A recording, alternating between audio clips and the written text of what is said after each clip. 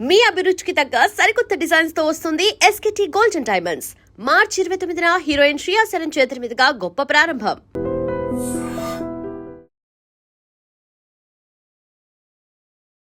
రాజుగారు, మీరు ఎప్పుడు చెప్పేటట్టుగా కూరగాయలకి, ఆకుకూరలకి, లేదంటే పండ్లకి పైన కెమికల్స్, పెస్టిసైడ్స్ ఇవన్నీ చాలా ఎక్కువగా ఉంటాయి కాబట్టి ఫస్ట్ దాన్ని ఒక పద్ధతి చెప్పారు. మీరు ఎలా శుభ్రం చేసుకోవాలి ఏంటనేది మాట్లాడుతూ ఉంటారు ఎప్పుడు. అయితే ఇవన్నీ తీసుకోవడం వల్ల కూడా ఆల్రెడీ కెమికల్స్ ఉన్న ఫుడ్ కానీ, లేదంటే దానిలో మైక్రో ప్లాస్టిక్స్ ఉంటాయి. ఇప్పుడు ఆర్డర్ చేసుకుంటాం ఫుడ్, అది బయట వాళ్ళు తీసుకొస్తారు, ఆ ప్యాకెట్ లో కూడా లేదంటే ఆ డబ్బాల్లో కూడా మైక్రో ప్లాస్టిక్స్ అనేవి ఫుడ్ లో కలిసిపోతూ ఉంటాయి కదా. దాని వల్ల మన హెల్త్ కి ఎలాంటి ఎఫెక్ట్ ఉంటుంది, ఎస్పెషలీ ఆడవాళ్ళకి హార్మోనల్ ఇన్ఫ్లుయెన్స్ దీని మీద కానీ, లేదంటే ఫర్టిలిటీ మీద ఎలాంటి ప్రభావం ఉంటుంది అంటే ఫర్టిలిటీ మీద ప్రభావం మగవాడిదే ఆడవాళ్ళది ఇద్దరిదే ఉంటుంది. ఎందుకంటే సేమ్ ఫుడ్ వాళ్ళు తింటున్నారు, సేమ్ ఫుడ్ వీళ్ళు తింటున్నారు. వాళ్ళు ప్లాస్టిక్ వాడుతున్నారు, వీళ్ళు ప్లాస్టిక్ వాడుతున్నారు. అలాగే ఈ ప్లాస్టిక్ అనేది ఏంటంటే హీట్కి రియాక్ట్ అయ్యి కొన్ని ఉంటాయేమో, కోల్డ్కి రియాక్ట్ అయ్యి కొన్ని ఉంటాయి. ఫుడ్ గ్రేడ్ అని చాలామంది తయారు చేస్తున్నారు. అది ఎంతవరకు ఇన్స్పెక్షన్ చేస్తున్నారు, ఎంతవరకు అది ల్యాబ్లో పాస్ అయిందనేది భగవంతుడికి తెలియాలి. అలాగే వాటర్ బాటిల్స్ ఉంటున్నాయి వాళ్ళ బజార్లో. మనం ఎక్కడికి వెళ్ళినా కూడా వెళ్తా ఏం చేస్తాం, ఇంటికాడి నుంచి తీసుకెళ్ళడానికి బద్ధకం. కారులో వెళ్ళే వాళ్ళు కూడా ఒక స్టీల్ బాటిల్ లేకపోతే ఒక కాపర్ బాటిల్ ఏదో ఒకటి పెట్టుకుని అందులో పెట్టుకుని గాజు సీసాలో కూడా పెట్టుకోవట్లేదు. ఎందుకంటే ఆ స్టీల్ బాటిల్ లోపల కూడా మళ్ళీ ప్లాస్టిక్ కోటింగ్ ఉంటుంది. ఈ విధంగా ఉండటం వల్ల తప్పనిసరిగా దాని ఎఫెక్ట్ అనేది పడుతుందమ్మా. పురుషుడిలో ఏమవుతుందంటే అతని యొక్క మగతనం తగ్గిపోతుంది, అతని వీర్యంలో సంతానం కలిగించే శక్తి తగ్గిపోతుంది. దానివల్ల స్త్రీలో కూడా ఏమవుతుంది, సేమ్ ఆహారం తీసుకోవడం వల్ల వాళ్ళ రీప్రొడక్టివ్ ఆర్గాన్స్ ఏవైతే ఉన్నాయో ఇక్కడ ఏమవుతుందంటేనే సృష్టి కంటిన్యూ అవ్వాలంటే స్త్రీ అనేది కంపల్సరీ అమ్మ. ఇక్కడ ఆ కంటిన్యూ చేయడానికి ఏదైతే రీప్రొడక్టివ్ మళ్ళీ ఈ సంతానం కలిగించడం కానీ, ముందు తరాలకి జన్మనివ్వడం కానీ తల్లి యొక్క పాత్ర అక్కడ. ఇక్కడ పురుషుడిది బీజం అంటామమ్మా, స్త్రీది క్షేత్రం అంటాం. ఈ బీజం వీక్గానే ఉంటుంది, క్షేత్రం వీక్గానే ఉంటుంది. దానివల్ల ఈ సంతానాలు ఏమనేది వస్తుంది. ఓన్లీ స్త్రీ వల్ల ఇక్కడ స్త్రీకే ప్రాబ్లం వచ్చి స్త్రీ వల్ల కలగపోవడం అనేది కాదు, ఇద్దరికీ కూడా దీనివల్ల నష్టం జరుగుతుంది తప్పనిసరిగా. ఈ నష్టం జరగడం వల్ల ఏమవుతుంది, ఇప్పుడు సీడ్ మంచిదమ్మా, క్షేత్రం మంచిది కాదు. మంచి మొక్క రమ్మంటే ఎలా అవుతుంది, రాదు. కానీ క్షేత్రం మంచిది, సీడ్ వీక్గా ఉన్న సీడ్ వేసినా కూడా మొక్క బలమైంది. ఓకే, ఇక్కడ క్షేత్రం బాగుంది కదా. అందుకు స్త్రీకి అంత పవిత్రత కానీ అంత ఇంపార్టెంట్ కానీ ఇచ్చారు. అది ఇప్పటి తరాల్లో ఏమవుతుందంటే స్వతంత్రం. ఇప్పుడు మీరే ఉన్నారు, జాబ్ చేస్తున్నారు టీవీలో, నా బతుకు నేను బతకాలి, నేను చెయ్యాలి, నేను సంపాదించుకోవాలి అని. పూర్వకాలం స్త్రీ ఏం చేసేది, ఆ పిల్లవాడిని కంటం, ఆ పిల్లవాడిని ఒక మంచి పౌరుడిగా తీర్చిదిద్దడం, ఆ భర్తకి, పిల్లలకి, సంతానానికి, ఆ ఇంట్లో ఉన్న పెద్దలకి, పిల్లలకి, అందరికీ ఏ నిమిషానికి ఏం కావాలనేది అందించడం. ఆహారం కాడి నుంచి అన్నీ. కొడుకు కానీ కూతురు కానీ ఇంటికి వస్తే తల్లి వాళ్ళ పొట్టంక చూస్తుంది, ఇంకెక్కడా చూడదు. తల్లి ప్రేమ అలాంటిదమ్మ.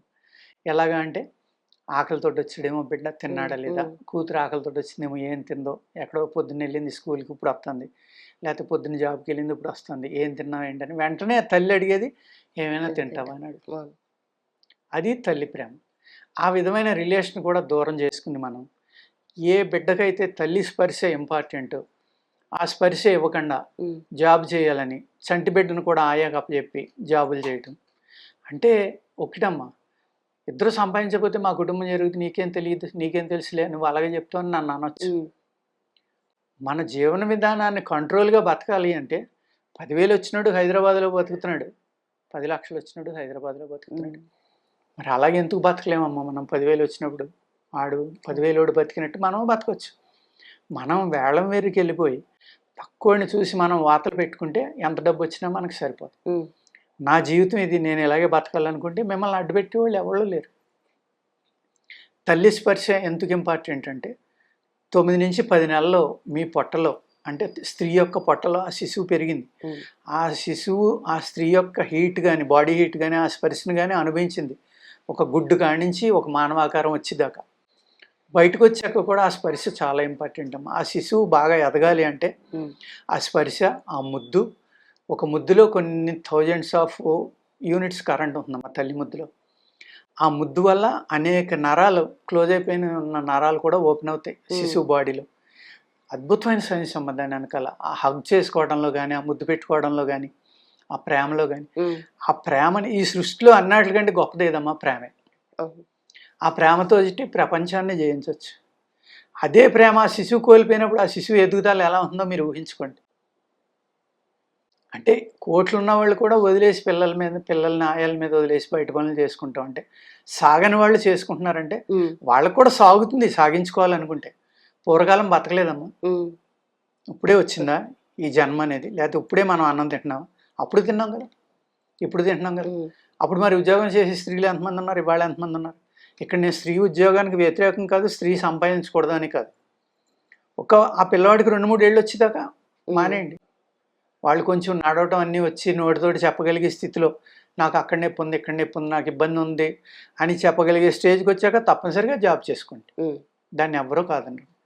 కానీ ఈ పుట్టిన కొత్తలో ఏ తల్లి స్పర్శ అయితే ఆ శిశువుకి అద్భుతమైన ఇంపార్టెన్స్ ఉందో అది లేకుండా కోల్పోతున్నారు. ఇవాళ తల్లిదండ్రులు పెద్దోళ్ళు అయితే ఓల్డేజ్ హోమ్లో పెడుతున్నారు. ఆ ప్రేమ ఎక్కడి నుంచి వస్తుందమ్మా? రాదు. ఆ స్పర్శతోటి వచ్చిన ప్రేమ ఉందనుకోండి, వాళ్ళు దూరం అవ్వలేరు గమ్మని. అక్కడే స్టార్ట్ అయిపోతాను. లేదు హాస్టల్లో పాడాడు. హాస్టల్లో పాడేస్తే ఆడు ఎవరికి చెప్పుకోవాలి బాధ వస్తే? వాళ్ళేమో 24 గంటలు చదువు అంటారు, హోంవర్క్ అంటారు, అదంటారు ఇదంటారు, చేయకపోతే తంతారు. ఒక రూమ్లో 5 ఉంటారు, 6 ఉంటారు. 2కి వెళ్తానికి ఉండదు, 1కి వెళ్ళటానికి ఉండదు, ఆ టైం కలవదు, నరకం అనిపిస్తారు వాళ్ళు అక్కడ. అప్పుడే పెద్దవాళ్ళ మీద విరక్తి వస్తుంది. రావడం వల్ల ఏమవుతుంది?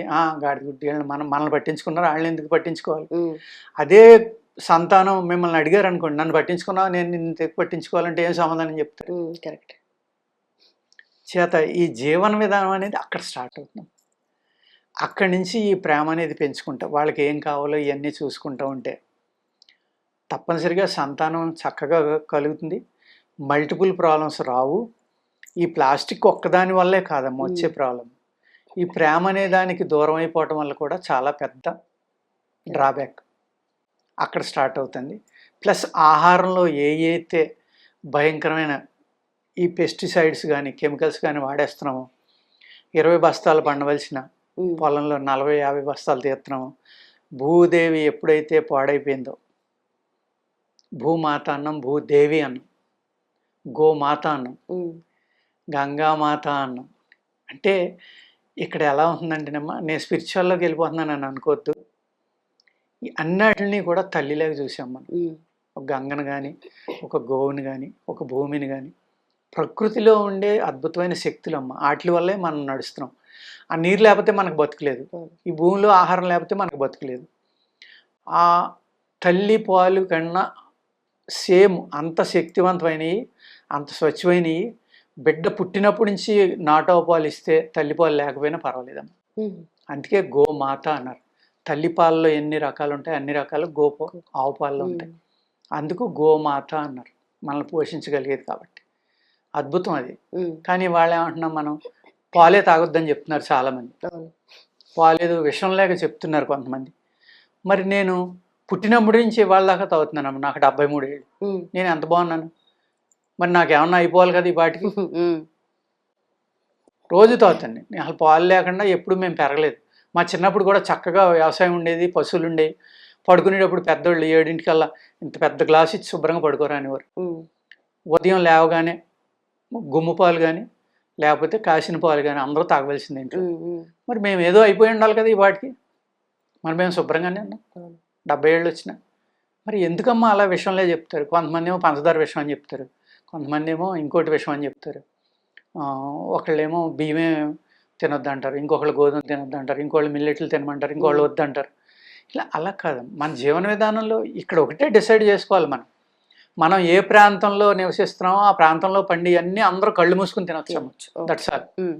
బ్లైండ్గా ఇంకా అందులో తిరుగులేదు. అది దాని గురించి ఆలోచించవలసిన పని లేదు. అమెరికా నుంచి వచ్చిన గ్రేపు తినక్కర్లేదు, ఆస్ట్రేలియా నుంచి వచ్చిన కివి అక్కర్లేదు, కాశ్మీర్ నుంచి వచ్చిన యాపిల్ కూడా అక్కర్లే మనకి. మనం నివసించే ప్రాంతంలో ఏవి పండుతున్నాయో ఆ సీజనల్ ఫ్రూట్స్ ప్లస్ ఆహారం తీసుకుంటే మీకు జబ్బు నుంచి బయటపడటానికి చాలా ఆస్కారం. బయట ఫుడ్ తినకూడదు. అది okay, right sir, thank you.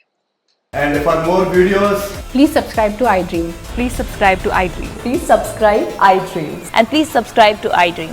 For more videos, subscribe to iDream. Please like, share and subscribe to the channel. Congratulations, iDream. Subscribe to iDream. Subscribe to iDream. so subscribe to iDream Media. iDream की iDream team अंदर की huge congratulations. Please subscribe iDream Media. Please subscribe to iDream. Subscribe iDream. Please subscribe to iDream. iDream అంటే నా కళల ఛానల్ను subscribe చేసుకున్న నోరు తిరుగుతలేదు, మీరైతే గంట గుర్తు కొట్టండి. For more such videos, please subscribe to iDream. Subscribe to iDream. Please subscribe to iDream. Please subscribe iDream Media. Please do subscribe to iDream. Please subscribe to iDream Media. For best entertainment and information, please subscribe iDream. And don't forget to subscribe to iDream.